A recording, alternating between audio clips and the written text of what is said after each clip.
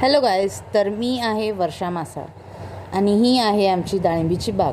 अर्ध्या एकरमध्ये डाळिंबीची बाग लावली आहे आम्ही. हे आहे 2.5 वर्षाची झाडे. तर आता तुम्ही बघू शकता की ही झाडे किती मोठी झाली आहेत. आम्ही ह्याचं एक पीक घेऊन झालो आहे आधी, पण आता आज नवीन धरणार आहे खूप दिवसांनी. आता पावसाळा चालू होईल, त्यामुळे इथे रानात खूप हिरवे हिरवेगार दिसणार तुम्हाला. आता सध्या पाऊस नाही आहे इथे, तर तुम्ही पाहू शकता किती छान झाडं आले आहेत, किती मोठी झाडे आहेत.